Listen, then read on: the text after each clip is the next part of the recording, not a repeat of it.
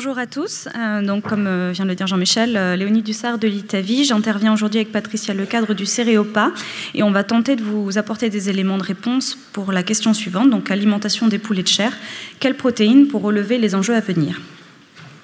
Je vais commencer par vous brosser un rapide aperçu de la diversité des enjeux auxquels est confrontée l'alimentation animale aujourd'hui, et puis je laisserai la parole à Patricia, qui vous présentera aussi dans quel contexte on s'inscrit par rapport à la demande et l'évolution de cette demande en termes de production de poulet de chair. Et enfin, on finira en vous présentant quelques pistes, quelques solutions en termes de matières premières riches en protéines pour répondre à l'ensemble de ces enjeux et de ces contraintes. L'alimentation, donc, vous êtes nombreux à le savoir, est un peu centrale dans un certain nombre de questions et d'aspects qui touchent à l'élevage, et notamment l'alimentation intervient pour partie à la maîtrise de la santé et du bien-être des animaux, mais aussi est un levier important de la maîtrise des performances et de la qualité des produits. Et donc en ça, l'alimentation pilote un certain nombre d'aspects économiques de l'élevage, donc à travers le coût de l'aliment, par exemple, l'indice de consommation, les rendements et la qualité des produits. L'alimentation intervient également dans un certain nombre de critères environnementaux, que ce soit lié à ce qui se passe sur l'élevage, par exemple en lien avec les rejets d'azote et de phosphore, ou au niveau déjà de la production de l'aliment avec le choix des matières premières et les impacts environnementaux qui sont associés à la production de ces matières premières. Enfin, on ne peut pas formuler aujourd'hui sans prendre en compte des attentes sociales qui, par exemple, vont s'interroger sur l'origine des matières premières, locales, importées, OGM ou pas, ou encore issues de zones non déforestées.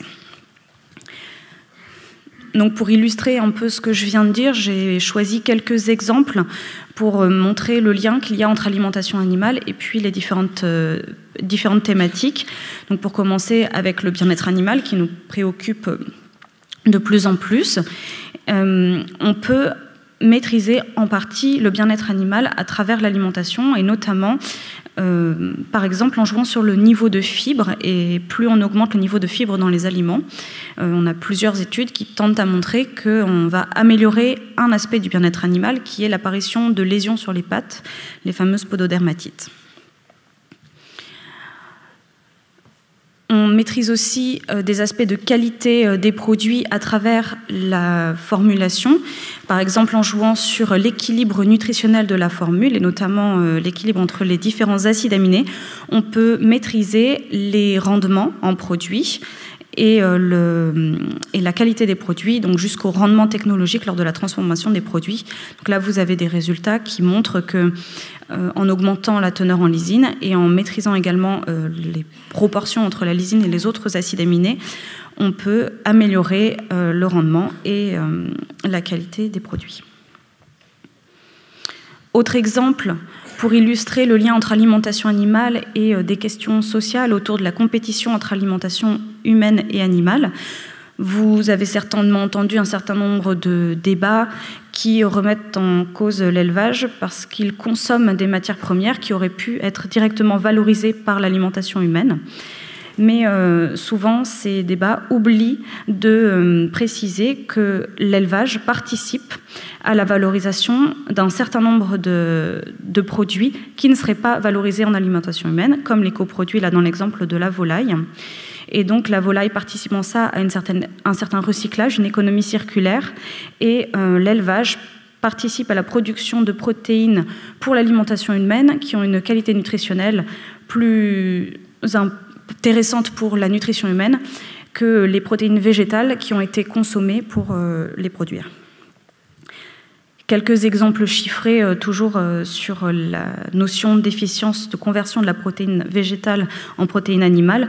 Vous avez en bleu l'efficience de conversion, donc combien de kilos de protéines végétales il faut consommer pour produire 1 kilo de protéines animales.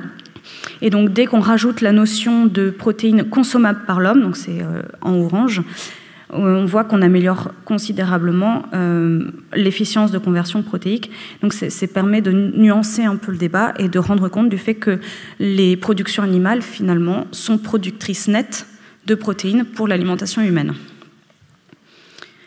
Pour terminer, un dernier exemple pour illustrer le lien entre l'alimentation animale et les impacts environnementaux qui peuvent être associés à l'élevage.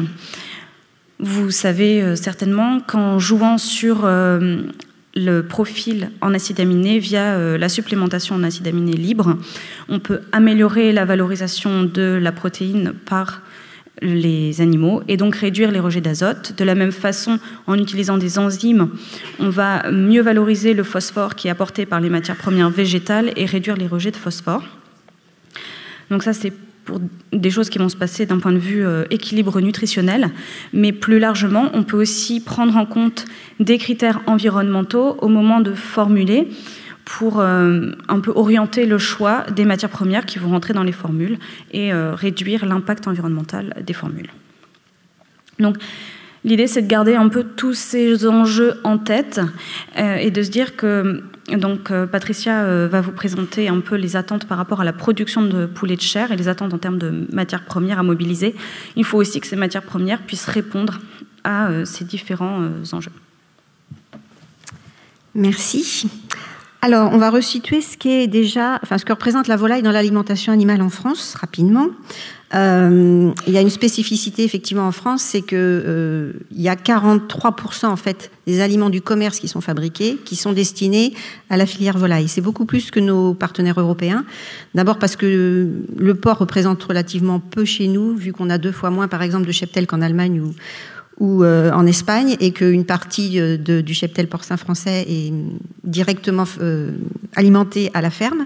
On a beaucoup de ruminants, mais on a beaucoup d'herbage aussi. Donc au final, la filière qui réclame le plus d'aliments du commerce, c'est la volaille.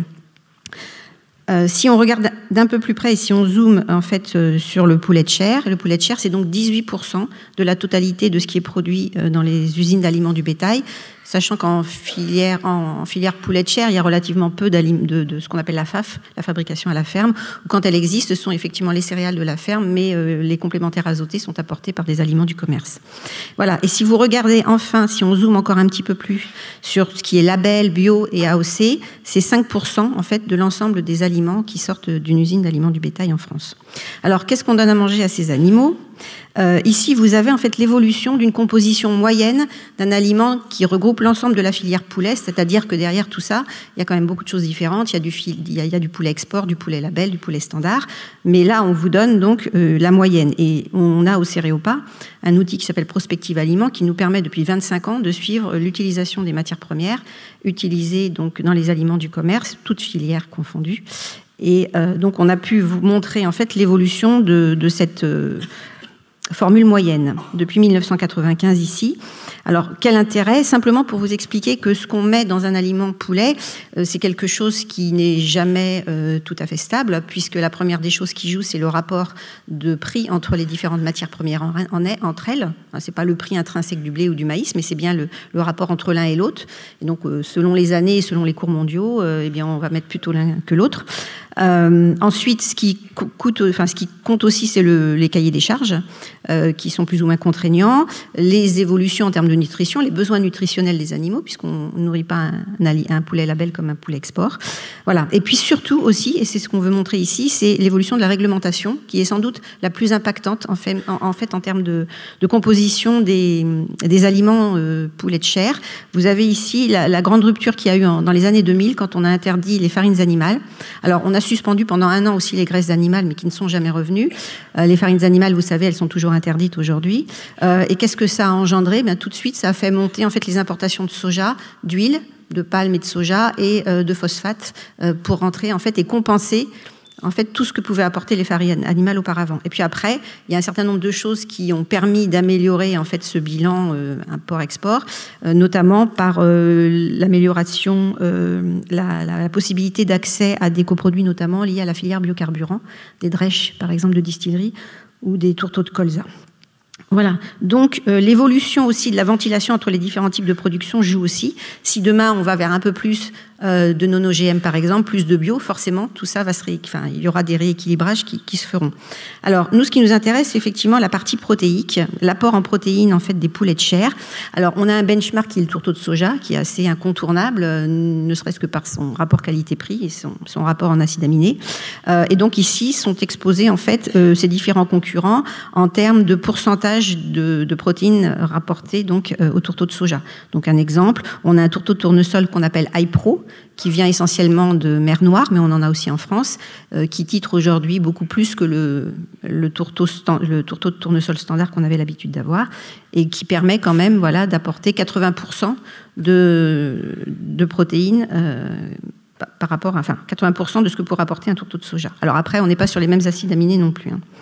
La quantité, c'est une chose, mais la qualité, c'en est une autre.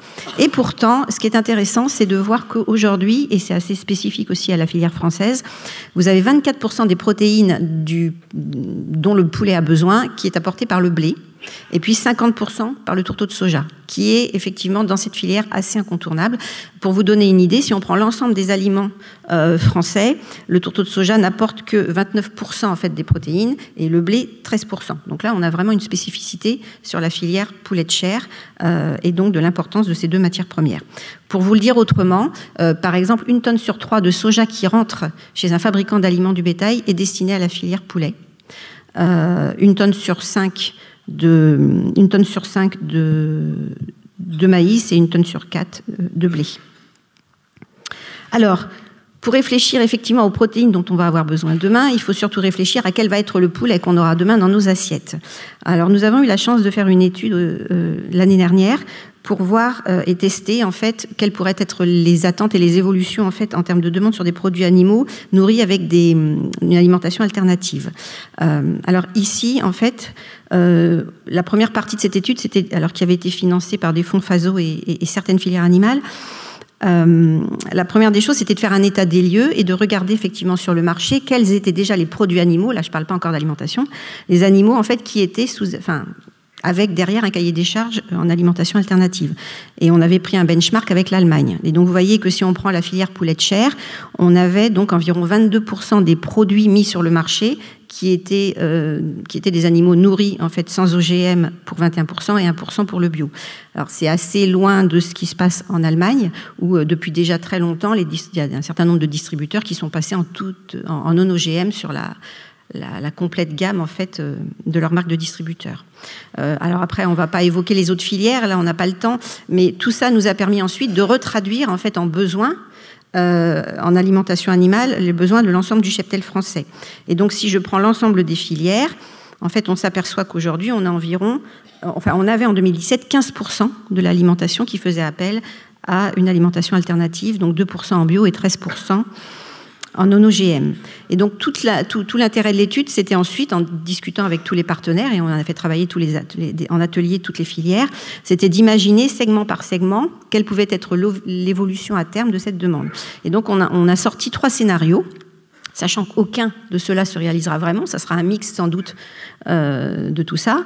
Et donc en fait on avait un scénario qui était tendanciel, c'est-à-dire qu'on tirait simplement la tendance des 5 dernières années, un scénario contrasté où on avait par exemple un vrai basculement d'un certain nombre d'acteurs, ou une demande qui pouvait être poussée aussi par exemple dans la restauration hors domicile, par exemple dans les cantines, etc., un peu aussi par l'administration. Et puis enfin un scénario de rupture où là on pouvait effectivement passer très rapidement sur quelque chose où l'alternative devenait presque le standard et qui pouvait être lié par exemple à des scandales sanitaires éventuellement, ou une réglementation qui imposait à un moment donné effectivement un espèce de socle commun sur le non-OGM. Alors, pour vous prendre l'exemple, par exemple, du poulet de chair, on en arrivait en termes de consommation à passer de 31% aujourd'hui d'alimentation poulet de chair non-OGM et bio à le doubler, en fait, si on arrivait sur un scénario de rupture. On aurait plutôt tendance à dire qu'on sera peut-être d'ici 5 ans sur un scénario contrasté, ou par exemple dans ce scénario, le label, qui pour nous, en fait, les labels qui étaient sur le marché étaient presque à 50% déjà non-OGM, passaient entièrement à 100% non-OGM, plus d'autres créneaux, en fait, qui passeraient sur du non-OGM. Voilà, donc un scénario intermédiaire, ou peut-être 54%, donc ça devient la majorité de l'alimentation des poulets de chair, est une alimentation alternative. Alors, quelle matière première pour y répondre? Bien sûr, alors l'étude nous a aussi montré, puisqu'on a un modèle en fait, qui nous permet surtout, et c'est ça qui est intéressant, de comprendre que quand on a un certain nombre, un pool de matières premières disponibles, mais qu'il y a une vraie compétition entre les différentes filières animales. Et donc en fait, nous on a un modèle au Céréopa, donc Prospective Aliment, qui nous permet justement de voir qui va s'approprier les matières premières, qui est capable de payer, enfin c'est un jeu de chaises musicales en permanence, et c'est ça l'intérêt du modèle, c'est de voir vraiment globalement ce qui se passe et qui capte ces matières premières. Et on s'est aperçu que la première des choses intéressantes, ça sera déjà d'avoir des matières premières qui seront concentrées en protéines, parce que plus elles sont concentrées en protéines, plus elles sont polyvalentes, et plus elles rentrent en fait dans un certain nombre d'aliments qui pourraient par exemple être relativement contraints. Je prends l'exemple du label, où on n'a pas beaucoup de place pour mettre de la protéine quand on a déjà un minimum en céréales qui est imposé. Donc, concentré en protéines, non OGM, vous avez vu, je pense que c'est une attente sociétale assez forte. Non-déforestation peut-être, origine France pourquoi pas, des profils en acides aminés forcément adaptés, donc un peu le mouton à 5 pattes, ce qui est quand même assez notre spécialité en France. Alors, on a pas mal... alors, il faut comprendre aussi qu'on n'est pas déficitaire en protéines en France. En France, on est excédentaire, puisque en fait, on exporte plus de protéines sous forme essentiellement de blé qu'on en importe sous forme de tourteaux de soja. Donc, on est excédentaire d'environ 2 millions de tonnes de protéines. Le problème, c'est que nous, en fait, ce qui nous manque, c'est ces matières premières riches en protéines, c'est-à-dire supérieures à 15% de matière azotée. Et on travaille quand même beaucoup là-dessus. Et on peut dire que la France est très, très bonne élève au niveau européen, puisque, en fait, depuis 15 ans, on n'a pas arrêté de baisser nos importations de tourteaux de soja conventionnels, donc OGM, et de tourteaux de soja non OGM, parce qu'on a trouvé des solutions, qu'on a travaillé, que les nutritionnistes ont travaillé, que globalement le sourcing a été fait aussi pour trouver d'autres matières premières, mais on arrive à quelque chose d'assez incompressible, qui était aux alentours de un petit peu moins de 3 millions de tonnes, et en termes de soja non OGM, autour de 450-500 000 tonnes. Voilà. Et on s'aperçoit qu'effectivement, c'est assez compliqué parce qu'on n'a pas d'autres solutions, notamment pour la filière poulet de chair et pour une partie de la filière lait, qui sont les plus grosses consommatrices en fait de soja non OGM, ou qui l'étaient en 2017. Alors, on a quand même un vrai souci, c'est que globalement, on a une indépendance protéique au niveau français qui est relativement élevée par rapport à la moyenne européenne. Vous voyez, on était à 54% contre 35% sur l'Union européenne. C'est bien, mais c'est pas suffisant. Et vous savez aussi qu'on est en train d'écrire un nouveau plan protéines, et que ce qu'on cherche, c'est effectivement améliorer cette autosuffisance, et que c'est quand même assez compliqué sur certaines filières, comme on vient de le voir. Et que quand on améliore quelque chose pour l'un, souvent en fait, on diminue en fait l'intérêt qu'il y a dans une autre filière, et c'est ça un peu le problème. Ici, vous avez en fait aussi le suivi qu'on a pu faire, qui vous montre, si vous regardez complètement sur la droite, que la dépendance aux importations, donc là je parle plus d'autosuffisance, mais là de dépendance aux importations, c'est l'autre côté de la pièce. Vous voyez qu'on est à 42% de dépendance aux importations pour nos matières premières, enfin pour nos protéines, et que ça n'a pas bougé depuis 10-12 ans, alors qu'on a baissé nos importations de soja. Alors vous allez me dire, mais c'est pas normal. C'est parce qu'en fait, les solutions qu'on a trouvées ont amélioré le taux d'indépendance de certaines filières, mais finalement, on a habillé Paul pour déshabiller Jacques. Et quand on a amélioré l'indépendance des filières de volailles, on a diminué celle des vaches laitières, on a diminué un peu celle des porcins. Voilà. Donc c'est un jeu de chaises musicales où tout le monde n'est pas gagnant. Donc il faut trouver des solutions où tout le monde soit gagnant. Alors, il y a différents leviers en fait pour satisfaire les besoins de demain. Soit on grappille un petit peu d'hectares aux céréales et on essaye de développer des quantités de matières premières françaises, notamment des sojas, des protéagineux.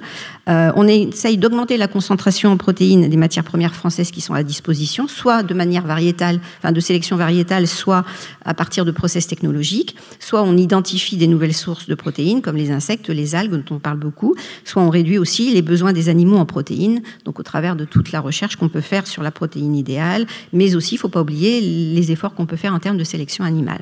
Tout ça pour augmenter en fait la souveraineté protéique française, parce qu'on a une vraie recherche de durabilité. Toute l'idée aussi, c'est la durabilité du système de protéines végétales françaises. Et donc, en fait, on s'est inscrit dans le programme Vocalim, qui est un programme sur 5 ans, où on a testé 6 matières premières françaises. Alors, il y a eu plein d'étapes, hein. Il y a eu des choses qui ont été faites directement in vivo pour voir, en fait, et regarder un petit peu ce que faisaient ces matières premières quand elles étaient ingérées par les poulets. 6 matières premières françaises, testées donc à un horizon 2023 sur l'ensemble des filières animales pour prendre justement en compte cette compétition éventuellement interfilière. Donc on a testé une nouvelle matière première qui était les farines d'insectes, le soldat noir, hein, si je ne m'abuse. Une matière première locale qui était un tourteau de soja français déshuilé. Aujourd'hui, les tourteaux de soja français sont expellers, c'est-à-dire riches en huile. Ici, donc, on passait sur un process déshuilé. Des matières premières enrichies par des nouveaux procédés. Donc il s'est agi d'un tourteau de colza et d'un tourteau de tournesol bleuté, c'est-à-dire que le tourteau déjà existant, on le remouline pour en sortir encore une partie de fibre et donc arriver à concentrer en protéines. Un tourteau de colza dont la graine avait été dépelliculée et un lupin décortiqué. Voilà. Alors, on s'est rapidement aperçu dans une première phase qu'il y avait 3 matières premières qui étaient très contraignantes et qu'on allait un peu éliminer pour se dire que c'était les solutions à 5 ans, notamment parce qu'elles sont très peu disponibles en termes de volume, parce qu'elles peuvent être captées par de l'alimentation humaine notamment, et parce que, en fait, ce qu'on pouvait rentrer dans le modèle, c'était de l'échelle du trait de crayon et que ça n'aurait aucun impact finalement sur cette indépendance protéique. Et puis, par contre, on s'est aperçu qu'il y avait 3 tourteaux très intéressants, donc les 3 tourteaux qu'on a appelés enrichis, avec 2 seulement qui étaient très intéressants pour la volaille, mais c'était quand même intéressant de tester l'autre parce que s'il rentrait dans une filière qui n'était pas la volaille, ça pouvait peut-être laisser un peu plus de place à la volaille pour aller chercher un peu plus de volume dans les 2 autres tourteaux. Donc on a voulu rester vraiment proche de la réalité. Donc en fait, on a proposé à notre modèle, on a switché en fait des tourteaux existants par ces tourteaux enrichis, et donc on a imaginé qu'il y avait des usines françaises en fait qui passaient complètement sur ces process-là. On a regardé les rendements. Bref, on a essayé de faire quelque chose qui était imaginable à 5 ans. Et donc on a comme ça switché 750 000 tonnes de tourteaux, de colza et de tournesol. Et on les a proposés au modèle. Alors, ce qu'il en est sorti, c'est que le tourteau de tournesol qu'on a appelé HP+, alors ça c'est un scoop parce qu'on n'a encore pas sorti tous ces résultats-là, hein, c'est tout frais, eh bien ça semblait effectivement le plus adapté aux aliments poulets, puisque 47% des débouchés en fait de ces 200 000 tonnes qu'on a proposées dans le modèle allaient à la filière volaille, allaient à la filière poulet et plus généralement à la filière volaille, 69%. Après, les porcs aussi sont intéressés par cette matière première. En volume, c'est le deuxième débouché après les poulets de chair. Après, on s'aperçoit que les vaches laitières ne captent pas cette matière première et que les bovins viandes, pas du tout. Le deuxième tourteau, alors en volume, on en avait beaucoup plus, hein, c'est 450 000 tonnes. Et là aussi, on s'aperçoit qu'il est très intéressant pour le poulet, qui capte 42% des volumes disponibles, et 74% si on prend l'ensemble de la filière volaille. Et le solde aux aliments porcins, rien ne part sur de l'aliment ruminant. Et puis enfin, le dernier, c'était le tourteau de colza bleuté. Et celui-là, en fait, n'intéresse que les aliments porcs et donc n'allait pas du tout sur les poulets. Alors, pourquoi c'est intéressant? Pour plein de choses. La première des choses, c'est que vous voyez, les petits bâtons noirs, en fait, c'est les volumes de tourteaux qui sont rentrés en filière poulet. Et en rouge, vous voyez, en fait, ce qui en est sorti. Du coup, qu'est-ce que ça a chassé? Et ça a chassé, effectivement, des matières premières d'importation qui étaient le tourteau de soja non OGM et du tourteau de tournesol ukrainien non OGM. Alors, ça ne veut pas dire qu'on en importera moins, ça veut dire que ce tourteau, il est disponible du coup pour d'autres filières. Et puis, on a aussi enlevé une partie, enfin, on a sorti une partie d'un tourteau de tournesol iPro, non OGM non plus, mais qui était français, donc qui est reparti sur d'autres filières. Et puis, on a augmenté un petit peu le recours au maïs et à ses coproduits, par exemple. Alors, c'est intéressant parce que ça a fait bondir, en fait, le taux d'indépendance protéique de la filière volaille, qui a gagné 17 points. Alors, le poulet, ça a gagné 17 points d'autonomie protéique. Donc, c'est quand même quelque chose d'énorme. On est passé, en fait, de 45% d'autonomie protéique à 62% d'autonomie protéique. Et en fait, il faut savoir qu'il y a 2 choses qui permettent cette amélioration. Il y a le fait déjà que dans notre modèle, on est parti sur le scénario contrasté. Donc, en fait, on a plus de demandes en non-OGM. Et la demande en non-OGM, en fait, elle capte d'abord les matières premières locales. Donc, forcément, on améliore mécaniquement notre taux d'indépendance protéique.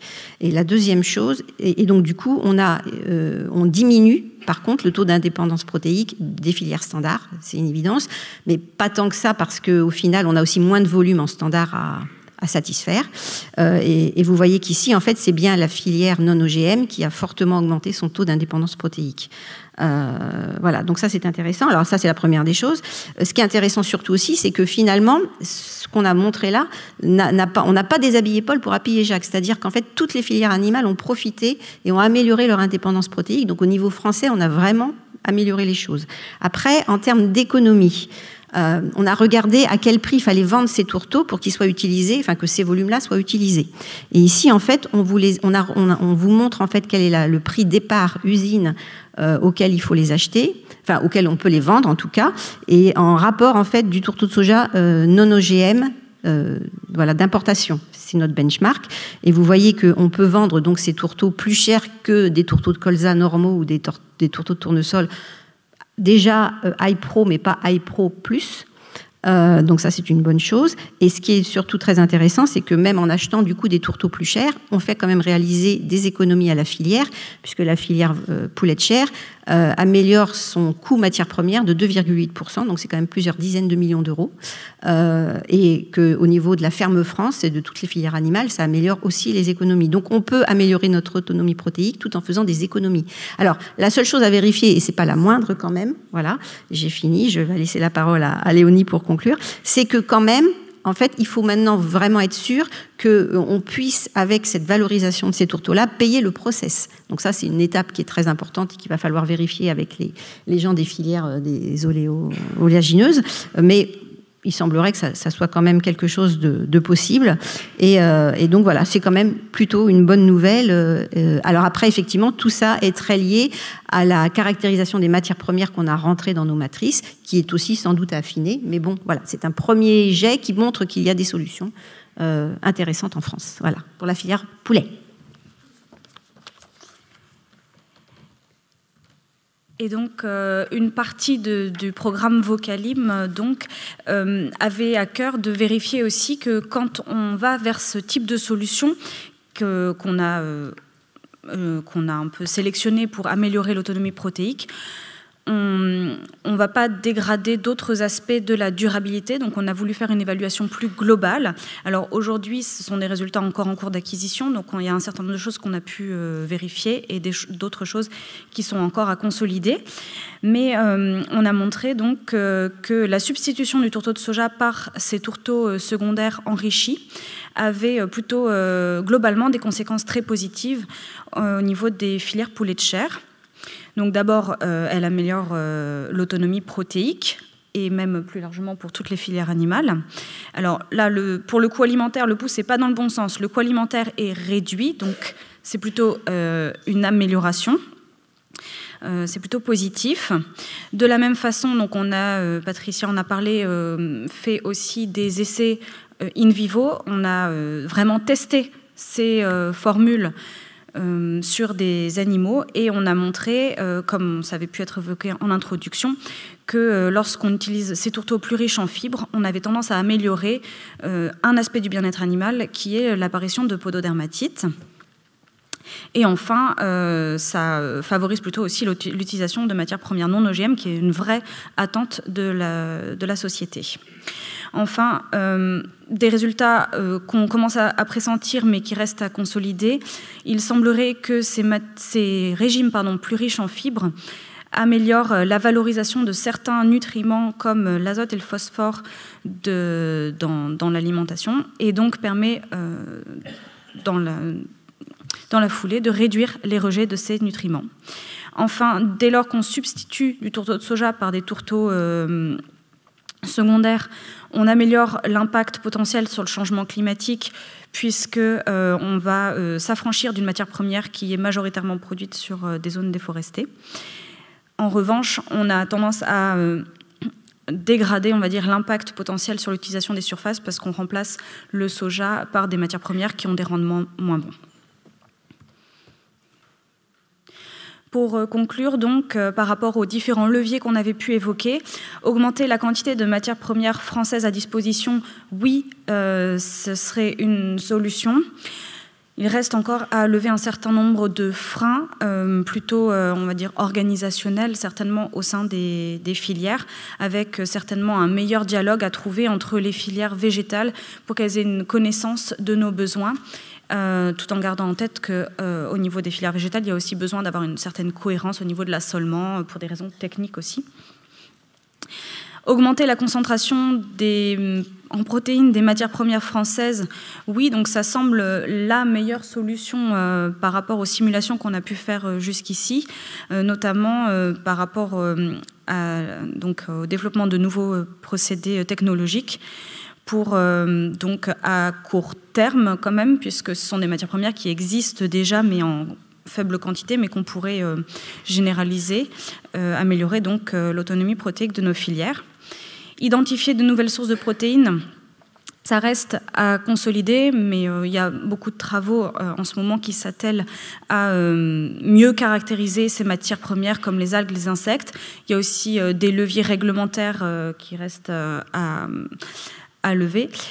Et on a besoin pour ces matières premières-là qu'elles soient plus disponibles à des prix raisonnables et aussi que les productions soient stabilisées pour que ce soit vraiment une solution qu'on puisse mettre en œuvre. Et enfin, améliorer l'autonomie de nos filières peut en partie passer par un travail sur la sélection animale, par exemple, pour aller vers des animaux qui sont plus aptes à valoriser ces régimes un peu plus complexes, mais ça ne sera pas on va dire le levier le plus important. Par contre, ça pourra contribuer à aider donc la mise en place des autres leviers. Voilà.